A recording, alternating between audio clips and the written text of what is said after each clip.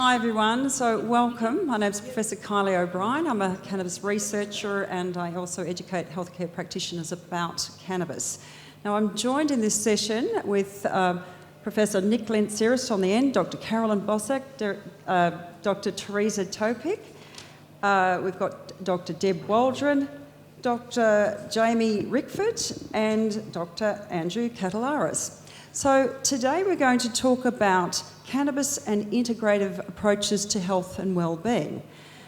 So I'm going to sort of start now by just throwing a few sort of questions to our panel up the front, but then I'm going to come to you in the audience because you're probably going to have questions for these people up here as well. So let's just start, I think, by sort of thinking, well, what is an integrative approach to health? So maybe we can start with Carolyn. You've got the microphone in your hand there, so what is that? Look, an integrative approach for me it should be the only approach. Unfortunately, we've sort of been, integrative doctors have been funneled off as sort of being on one side of the medical profession where, you know, once you understand what it means, should be the only approach. And that's, it's a whole person approach. So you assess the whole patient, so not just what they're coming in with in terms of their presentation, but, you know, the world that they live in, and you know their environment, their diet, and then their management is an integrative approach as well. So it means a blend of you know, mainstream medicine, complementary and alternative strategies that's relevant to that patient in their world. It's collaborative. It's always respectful of their choices. And yeah, so it's a very individual approach, and medicinal cannabis is one aspect of that. So I think, you know, in my mind, medicinal cannabis can be seen as, yes, the silver bullet. It treats so many different conditions so well. But if you're not addressing the whole patient in their world, you're at risk then of ultimately doing a disservice to that patient. So, you know, I think ultimately and optimally, we're still addressing their diet, their exercise regime, their, you know, their social situation, their stress management techniques. I think they work hand in hand, and ultimately you get the best outcome that way. So perhaps from some of the other practitioners here, so Nick or Teresa or Jamie, have you got anything to add to that? I'd like to share my personal experience in integrative approaches. I am myself cancer patient and dealing with recurrent metastatic breast cancer. An integrative approach is absolutely essential. It's like oxygen, like air to my body. I use medicinal cannabis, I use conventional drugs, and I'm also noticing that using cannabis allowed me to use smaller doses of chemotherapy, reducing side effects of that, and being still therapeutic effective. But in part of that, I'm dealing with a predominantly plant-based diet, and what is most essential for me is the practice of mindfulness as meditation, connecting with who we are. And I also treat this medical condition not as my enemy, but more as my teacher, as a guru, allowing me to address and access the parts of me, the deeper parts of my being, which I probably wouldn't address if it wasn't for cancer. So paradoxically, I know it's weird to say, but I'm grateful for that, although I would prefer not to have it. I would like to have these insights without cancer. And I was really quite impressed with the last question when David was presenting about spirituality. I really do believe that in modern medicine we became two mechanisms. I don't want to generalize, but I am seeing the corporate medicine, the mechanical, the robotic, the evidence-based, where individuality is taken away. I really do feel that we need more spirituality and soul in our healing and in the approach. As doctors, we need to become more artisans of medicine, and that's what is happening with integrative approach. We can't continue being tradies of medicine. We really need to connect with the art. Jamie, what do you think about integrative medicine? I think I'd just carry on from where the last two went, and Me especially, I think about it now in terms of there's integration and then there's disintegration. So for this human organism to be homeostatic and to be working properly, everything needs to be integrated. So there needs to be coordination between mind, body, brain, soul, for instance, which then ties into this kind of idea of spirituality that, you know, people like William James and Freud talked about oceanic boundlessness, or, you know, mystical experiences as being a more than usual coordination of mind, body, and brain. So, you know, cannabis especially is these molecules that work on our endocannabinoid system, which is basically the integrative physiology of the human body. So, yeah, I think once you start to understand it like that, like Carolyn said, there's no other way to practice medicine. You know, it has to be integrative. Otherwise, we're operating from a kind of reductionist paradigm, which we already know doesn't work. So especially as a psychotherapist, I'm constantly trying to help people integrate their sense of self. And that comes from being homeostatic and, you know, in good relationships and healthy. And so these are all things that are very important. And I think cannabis can teach us some very important lessons simply about human physiology and how homeostasis and integration is how we operate optimally within this biological body we live in. Nick, you're an addiction medicine specialist. How do you practice, or how do you see, ideally, integrative medicine being practiced within your field of addiction medicine? In some respects, it's easy to sort of define what integrated healthcare is by understanding what it's not. And what it's not is essentially where our healthcare system is being driven towards increasingly through the challenges of, I mean, what are the big health problems facing us as a society? They are increasingly becoming illnesses of chronic disease. And those illnesses of chronic disease actually also parallel a lot of problems in society, and they reflect socioeconomic differences. So poor people suffer from a lot of more health problems than rich people. That the nature of our society and the way it impacts upon us on individuals is driving a lot of chronic disease. It drives chronic mental illness, chronic nutritional states where it's easier and cheaper to buy crap takeaway food than to eat well. All these drivers in society, and you look at all the challenges we have as a society are in health, and they are predominantly diseases of chronic diseases. And the traditional sort of acute medical model doesn't do that stuff very well. Acute medicine is really good at, you break your leg, you go to hospital, they x-ray, do that kind of stuff.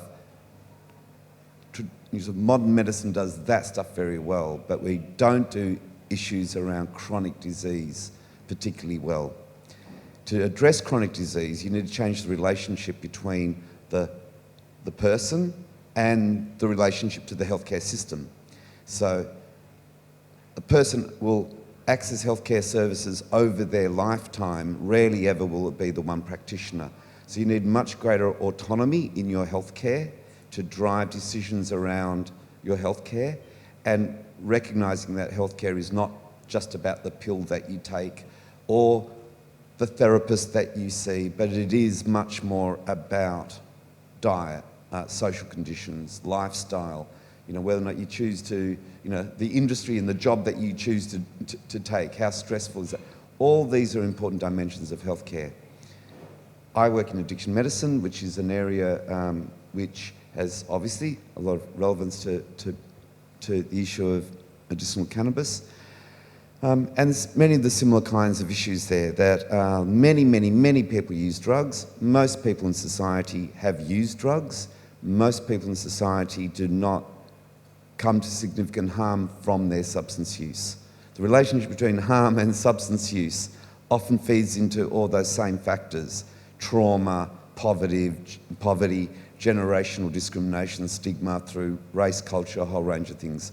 So the experience of poor health or illness is actually linked to many of those fundamental issues in society that we have to get better at addressing. Thanks, Nick. Deb, you're a survivor and you fought against melanoma, and in reading your bio saying you rediscovered cannabis as well as natural medicine, you haven't looked back. So can you perhaps share what that means? Rediscovered cannabis, yes. You could say that. I mean, I made the decision when I was 17 that I'd much prefer to smoke cannabis than drink alcohol, and I never learned anything after that to change my mind. So I knew about the prohibition of hemp from the 1990s when I watched a video called The Hemp Revolution, and it certainly revolutionised my thinking. And that was sort of the first clue that I had that perhaps our health system, wasn't quite as healthy as what we think it is. And certainly now that we sort of know the whole history of how pharmaceutics came to be and how natural medicine came not to be, it sort of makes a lot more sense that they, why they prohibited hemp. It was all part of a much bigger plan to destroy the health of the planet.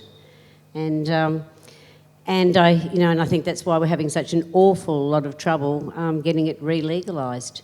So when I found out I had melanoma, basically I knew that cannabis had healing properties. So I started to do a bit of research, and that's when I realised that, oh my God, there is a lot of research that I have not done.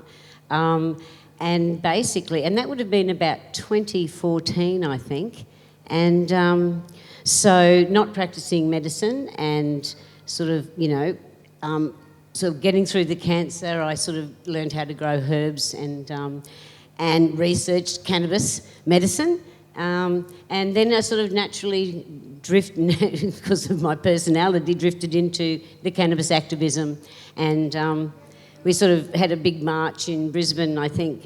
We actually, were saying the other day, we actually called it the March for Medical Marijuana March for the Sick and Dying. We actually still used the word marijuana then so that people would know what we were talking about. And of course now if you use the word marijuana around here you get lynched because it's a prohibitionist term and it must not be used.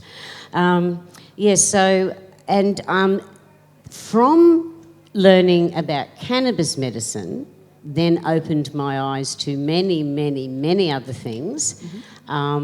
And then led me into starting a degree in Western herbal medicine, which I haven't quite completed yet. Just the clinical year to go. And that's when I found out that the naturopathic assessment was so far superior to ours, it wasn't funny.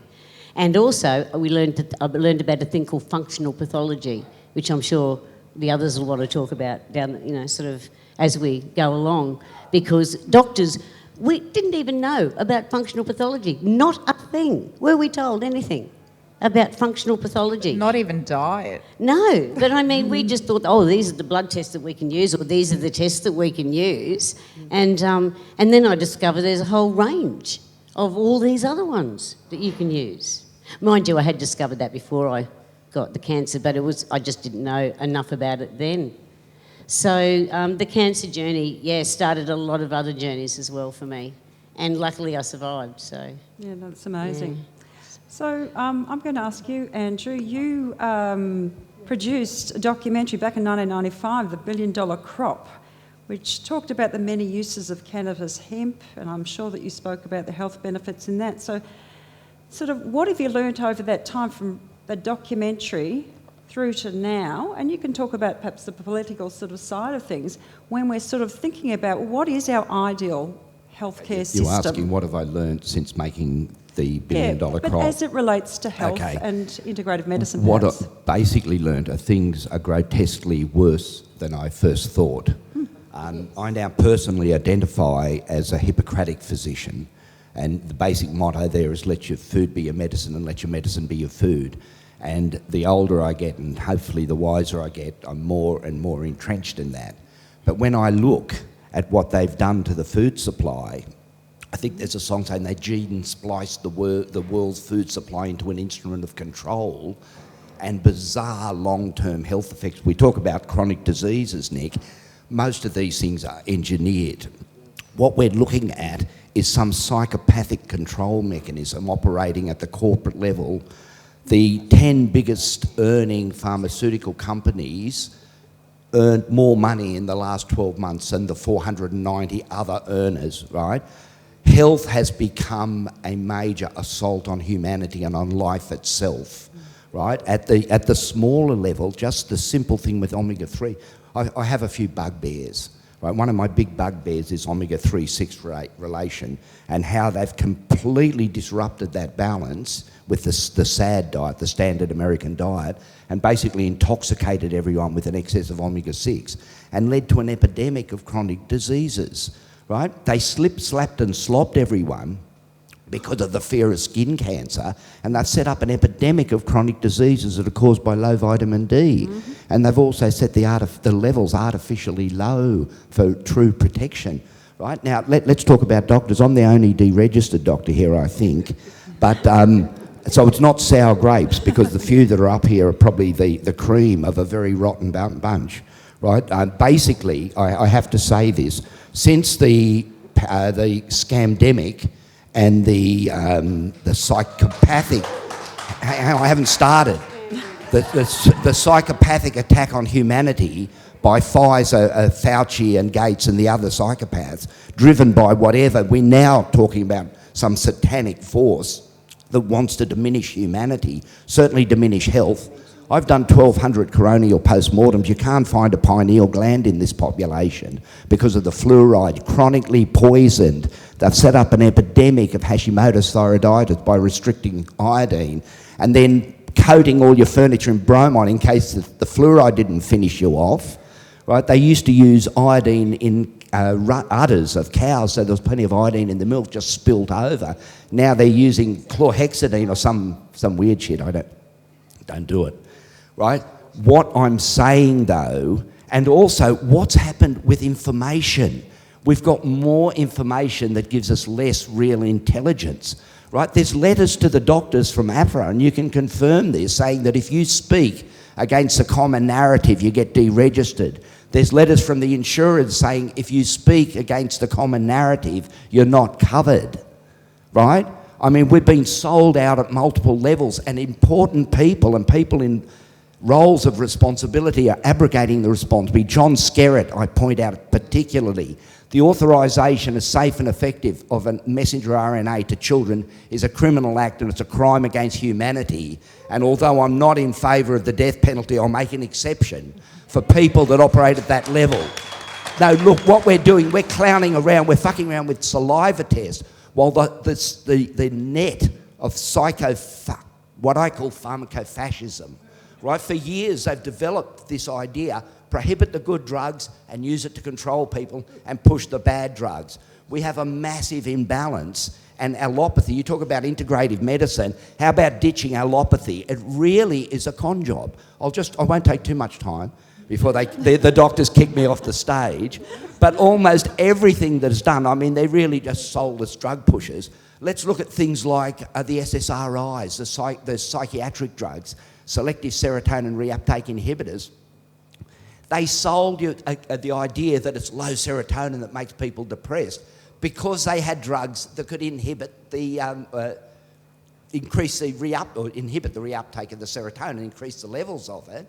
So the drug came first, and then they invented the illness. They did the same with cholesterol and the statins. The statins are no more than liver toxic drugs, right? I'll rant on, and I'll provide more information for the group here because I think I know what I'm talking about on this card.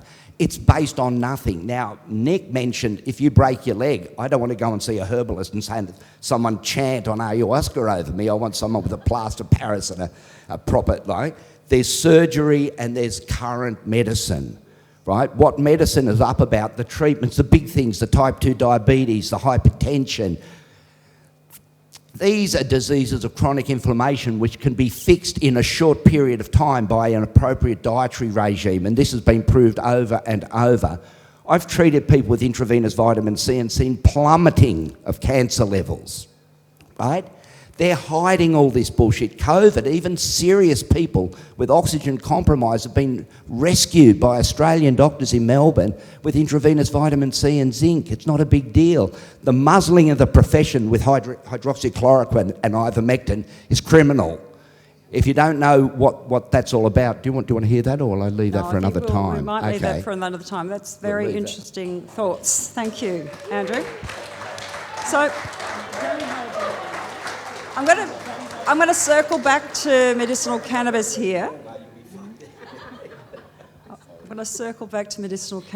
I was in Montego Bay in Jamaica a few years ago at a cannabis conference, and it was interesting because I met a group of Rastafarian women, and they invited me. I couldn't go out to their village because I had a ceremony, so come out and join us. So I'm sort of interested in picking up on something David Halpern just spoke about before. It's this idea of spirituality and what that does for our health, because I believe we're spiritual beings having a human experience and not the other way around, and yet we have this Cartesian model of splitting off our mind over here somewhere and our body here, as if they don't talk to each other. Now, my background is in Chinese medicine, so we have a very different way of approaching this. But I want to come back to this idea of stress, because stress, if you look into the research literature, you find that stress underpins most chronic illnesses. And that includes cancer and cardiovascular disease, etc., which are our top killers. So I want to come back to this idea of how we approach stress in an integrative medicine practice, and how people are probably already doing that with marijuana. They might be doing it to feel high, but I'm sure there's a lot of people are just using it as a stress release sort of mechanism. So I'm going to throw that back over to our clinicians, Jamie, and perhaps Jamie, you start off with this one. Yeah, this is a really good one, because I think it speaks to both what Nick and Andrew were talking about, and the way I conceptualise it is a loss of homeostasis. And whether that's at a synaptic level or a societal one or even an evolutionary one, it's that loss of homeostasis that is causing the stress. And if you think about the human endocannabinoid system, for instance, the division of CB1 and CB2 receptors happened 521 million years ago with the split of vertebrates and invertebrates. So that's when the human the endocannabinoid system appeared in nature, and it's survived ever since. And what's its function? Homeostasis. So therefore homeostasis is utterly essential for the survival of every living species on the planet. And most of those that seem to be threatened, and I'd include humanity in that, is because of a loss of homeostasis. And cannabinoid medicine, which is what I was talking about earlier, that's the lesson it can teach us. Whether there's higher levels of mystical experience and ascension, or just on a synaptic level in some child with epilepsy, the stress is what's killing us, basically. And the way to remedy that, I think, is through a healthy endocannabinoid system, which doesn't have to just be through cannabinoids. It can be running, it can be chocolate, it can be embodied communication, it can be all sorts of things, meditation, yoga. All of these practices bring us back to this homeostatic state. And when you go and see a doctor, the doctors, I used to do it. I was happy when people were not anxious or when they were not in pain.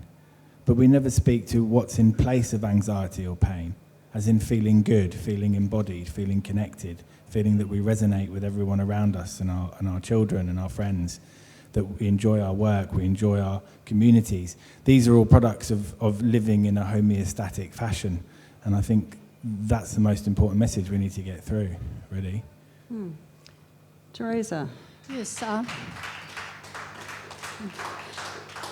Stress is an essential part of life. You can't live without stress. It is there, whether you like it or not. And it is a warning mechanism. It's used in our ancestors thousands of years ago. If you are attacked by a jaguar, you have a fight or flight. But then it was quickly resolved. Either you were eaten or you ran away. However, in our society, stress is unresolved. It is an ongoing issue. We are constantly bombarded by stress. And stress has a very damaging effect on our brain, on our mind, and on our body. We know that it affects neuronal morphology, it inhibits neural proliferation. So it's lots of things happening that are leading to chronic diseases. However, We need to learn how to live with it, because I'm just sharing my personal sort of insight into that, and I'm not saying that it's right or wrong. But we live in a spiritual being who happen to have human experience every so often. We live in a polarity. As a soul, I believe we come here to experience the polarity. There is no one can't be without the other, sort of Buddhist approach. You can't have good without the bad. You can't heal. How do you know if you are happy if you've never been unhappy? So we navigate this reality by contrast. The negativity is also, to me, opportunity to grow and evolve. So stress is also part of contrast, but we need to navigate. And emotional, to me, is also navigation system. You know how far or how close you are to your source. So when I used to be GP, I would tell my patient that this essence of life is, I would compare into cooking. Would you like to have your food cooking only with honey and sugar? No, it will be nauseating. You need the spices, you need the bitterness, you need the salty, you need the sour, and all of that. So I think the wisdom comes from practicing mindfulness and the observation. And I actually welcome now my unwanted emotions, because I know that suppression of your pain, of your depression, actually goes somewhere, and it goes to your subconscious mind. And eventually your subconscious mind becomes so overloaded with this emotion that it has to manifest somewhere. It may manifest as ulcers, as cancer, or any other form. So I think, to me, is increasing your awareness, become aware of your painful emotions, welcome them. For example, when I'm attacked by that, I just say, welcome jealousy. Welcome negativity, come out, because I need to be aware of you to be able to heal you and transform. So I think life is so exciting, even with that stress. I think maybe it sounds strange, but if you process this with wisdom and with awareness, and you see both as essential part of your soul experience here, it can really take you to another level of awareness. And that's why I also think that herbs, like cannabis or ayahuasca, I call them teacher plants, sacred plants. A lot of people go there just to experience the joy. But it's not just about that. They need to take you to wherever you need to go and whenever you need to experience. So this is just my personal attitude. The mindfulness, awareness, welcoming everything, whatever it is within me, whether it's good or bad. But that what kind of makes me a human being who is going through life and seeing both paths. That's just my personal path. Now, thank you, Teresa. Let's jump back into the clinical room now with Carolyn and Nick. And there's always yin and yang, the balance, isn't there? So are there any downsides as a clinician, Carolyn, perhaps that you would say around medicinal cannabis? I think I probably touched on it before. Are you talking medically speaking or just overall? Both. Okay. So overall, I think, medicalising cannabis has now given an option for doctors to give something that, to be able to prescribe something that works, and we know it works. And again, back to that reductionist model, I think some clinicians it basically has enabled them to continue their ways in prescribing without addressing any other aspects of that person's life, and it becomes no different to a pharmaceutical to me. So I think that's the downside to me, is that there's this amazing therapy, and yet it's been, in a way, bastardised. So that's one thing. Yeah. Nick, I'm thinking more sort of, I was asked a question by someone else about, well, what about teenagers, taking cannabis? Are there any downsides to that in terms of perhaps neurodevelopment or that sort of thing that we should be cautious about with developing young adults? So I think the challenge is that because of prohibition and the way it defines drugs as good drug, bad drug, and some drugs are good and some drugs are bad. I'm of Greek background, and the actual, the Greek word for a medicine is pharmako, which actually is there's two sides to that. So in Greek, you can use that word, something's a pharmaki. That same word can be used to connotate something is good for you, but it also can be used to connotate that something is a poison or a toxin. So all drugs have this duality. Penicillin, good drug, bad drug. Well, in the wrong person, it can actually kill them. Paracetamol, good drug, bad drug. Well, good, but you can actually overdose on it. Cannabis, good drug, bad drug. Well, good, but there's also some bad elements to it as well. So we shouldn't fall into this kind of trap that prohibition has created a narrative of good drug, bad drug, and you can see how you end up having a reaction, sort of, well, we're going to fight prohibition and cannabis is not a bad drug, it's a good drug. Well, it was neither a fully good drug nor fully a bad drug. And all drugs potentially have benefits and potentially have harms. Are there potential harms from cannabis? Yeah, of course there are. It's not a great idea for any 13-year-old to be using shitloads of any drug, because it affects their development. There's not much evidence to suggest that cannabis is any worse than teenagers drinking lots of alcohol or taking benzos. Any of those drugs will impact on brain development, and it's a good idea not to sort of mess with that as much as you can in that sort of developing brain. The flip side, though, is that if you've got a 13-year-old living through extremely difficult trauma, say they're being abused or whatever, then, what's the lesser of those two evils? Using some antidepressants, some cannabis or whatever to alleviate that, that starts getting complicated. So you can talk about generalities, but then there's individuals' experiences. Does cannabis have some potential drawbacks? Absolutely it does, but all medicines do, and we shouldn't get hung up about it. Just deal with it. We can talk also about, this. A good example is, a lot of this is about understanding how we use drugs, and that has a lot to do with the effect of the drug.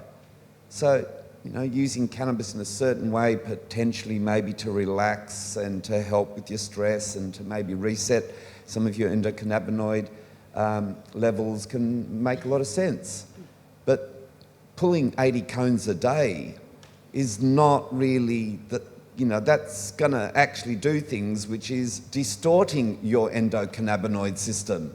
It ain't necessarily going to be good for it. So we've got to get beyond this idea of is a drug good or bad. It can be both. It's how we use them, how an individual uses them within a social context, within a social context, within other things in terms of their own physical and psychological and spiritual well-being needs to be individualised. So I think we've got to really move away from this idea of is medical cannabis good? Yeah, but it's also bad, Let's grow up and deal with medical cannabis and cannabis just like any other drug. And that also applies with the way we should be thinking about antidepressants and opioids and alcohol and other drugs in our society. I'll just ask Jamie just to give a comment, and then I'm going to throw it open to questions from the audience. Jamie? I think that's really correct. And I've been thinking about this a lot recently, the medical use as opposed to recreational use. And then I think a lot of people think recreational use is just a license to do whatever they want. A la smoking 80 bongs a day or whatever, which is not the right thing. So even, medical, recreational, prohibition, they're all reductionist paradigms. It's about having the right relationship with the compounds in the plant and how that affects the human body. And we have an opportunity to change the narrative through medical prescriptions, legal ones, and then one would hope that one day we live in a mature society that allows euthanasia, allows people to grow CBD in their garden and extract their own medicine, maybe even THC in their own garden. But it's about living in a mature society that has the right relationship to all these compounds, which I don't think we're there yet, not by quite a long way. So let's see if we've got a few questions from the audience. We've only got about 10 minutes max to wrap up, and then the big march is on outside, so we don't want to miss that. But I can see one person up the back. Yes, what was your question? Yeah, I don't use marijuana, but the thing is, if it came, like my first wife, she had leukemia, and it would have helped her. Yeah, and I believe it would have helped her. But the thing is, something also that the AMA have to be ashamed of is they have put a ban on black salve, which is a great thing for skin cancer. I've been using that for 15 years. I used to go to the doctor and get it blown off with liquid nitrogen, Yeah, that's all right. and I got onto black salve, and for goodness sake, AMA, get your ass out of the sand and give us a little bit of help. Fair enough. We've got another question from the audience. No? Okay. No, we've got one at the back. Is that right? Did I see someone waving just there? Yes? Finishing her mouthful. Yep. If somebody has been vaccinated with Pfizer, is there a way for, what is the best way to support their immune system to detox that out of their system? If they're being conned into doing it, taking it for work, just have a job, any advice there? I think probably this is probably not the forum to talk about that, but you could grab one of these people afterwards and ask them if they're interested. You've got to remember that this is a very dicey political environment for medical practitioners, so they have to be very, very careful. So can we just leave that one perhaps to a personal question to one of them, if you can catch them I've got afterwards? a challenge. When you say be careful of what? Of self-censorship? No, I'm not talking about that. I'm talking about that ARPA are going after medical practitioners, and we know that. So let's just perhaps leave this one. Yeah, maybe someone there who doesn't mind, like Dr. Andrew. Andrew, do you want to? Yeah, that's right. The microphone, Go. because APRA's had their go at me. And listen, it's a difficult question, right? And obviously, prevention's better than cure. Now, the only good news is a lot of the vaccinations evidently don't work, right? Because the messenger RNA conglomerate breaks up when they finally start to analyse batch by batch, and this gives an explanation for why there's such variable mortality in different groups and things like that. The real issue is, and luckily, most of the mRNA hasn't been incorporated. The people that do really poorly has been incorporated, and you overproduce a spike. Now, the trouble is, without really testing, you don't know if pine needles or green tea or any of these things do. The general advice is optimise your omega-3 levels and maximise your antioxidant intake, right, and avoid any further exposure. That's where it's up to at the moment. Beyond that is speculation. Okay, thank you, Andrew. So any other questions? I can comment as well about the... Do you want to hear any more about that other topic? Yes, thanks, Deb. Go ahead. Well, Andrew's right. Just for a little... There's just a couple of just specifics that you can do that is just general advice.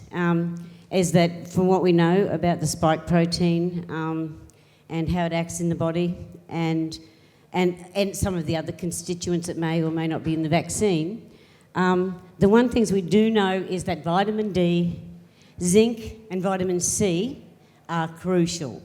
So if you can do nothing else, at least keep those things maximised in your diet, even to take supplements. Ivermectin, you can still get veterinary ivermectin, but you need to know who you're getting it from and how to use it. And that, of course, is one of the... It's probably easier to get that than hydroxychloroquine. And that is definitely recommended if you think you've been exposed to any sort of shedding, which we don't know whether that exists yet or whatever. But certainly the spike protein has what they call a section in it that acts as a prion. It's all to do with how the molecule folds and unfolds. And And indeed, prions can be transmitted from person to person, and the spike protein comes under the definition of a prion, which is a protein that can be transmitted and can cause illness. So these are the sorts of questions that are still really up in the air. And the most important thing is what Andrew said, is that, you know, all of these things are dose dependent. All of the adverse events and effects are dose dependent, so it's just really important not to have any more. On the vitamin D... And I think that those that have only had 1 and 2, chances are you may have had a placebo, you may have had a less toxic batch because of various reasons, as Andrew's mentioned. And I think it's something that as time goes on, it will start to become clear whose people's immune systems have been adversely affected to the point where they're just sick all the time. And it's just the usual holistic advice that every person here would say, is that, you know, you have a good diet, you eat whole food, stay away from any processed foods, try not to have contaminated water, all those things to try and avoid being any more poisoned that we are at the moment. It's exercise, it's thinking positive. As you know, Teresa talked a lot about the spirituality of it, you know, and being caring and compassionate. Like, we're all in this, you know. There's nobody that's right or wrong, or, you know, that's bad for doing this or not doing that. We are all the victims here, and we need to help each other. And we need to always behave with kindness and compassion, because there, but for the grace of God, go any of us. You know, we don't know why we're awake. We don't know why we're immune. But we've got to have nothing but compassion for those who aren't. Could I just ask on the vitamin D? Yep. The level of vitamin D, because I've heard Oh, things this that is if a you good buy one. it from Woolies, whatever, Who the wants to dose take is on too what low. the correct vitamin D level is and how you get it? How you get it. Yes. The critical issue is that the low vitamin D levels in the sunniest country on earth is the result of the law of unintended consequences, right? Slip, slap and slop to stop skin cancers should have been have more antioxidant food in your diet, so you don't succumb to those sort of cancers. But the vitamin D levels, as we understand it, have been set far too low. I think it's nanograms in a mil, isn't it? The units. Anyway, the number 140, which is the top of the normal range, really that cluster from 120 to 140 is what you have to aim for, right? The general recommendation is you need something like half an hour of sun on half your body most days of the week when you can do that, right? People don't get skin cancer by getting half an hour of sun exposure. You get skin cancer by burning and having a subtotal immune system, right? So there's an optimum point, but that's the minimum. In the short term, and especially through winter, supplementation is probably essential for most people. It just takes too long. What's that? Yeah, that as well. Yeah, but it is important. I mean, the sun is, you know, it's a source of life and energy. Once you get out in it, you're not there so I can get my vitamin. You're there so you can enjoy a little bit of pleasure in life. Don't let the pleasure police that Kathy was talking about spoil your day or spoil any day, right? We've got to approach this life with optimism. I think the good people will win eventually, but we better try a lot harder than what we've been doing. Okay, I think we're going to have to wrap up because the march is going to start. This is the end of our program. So I'd like you to join with me in thanking our panel for a really interesting discussion.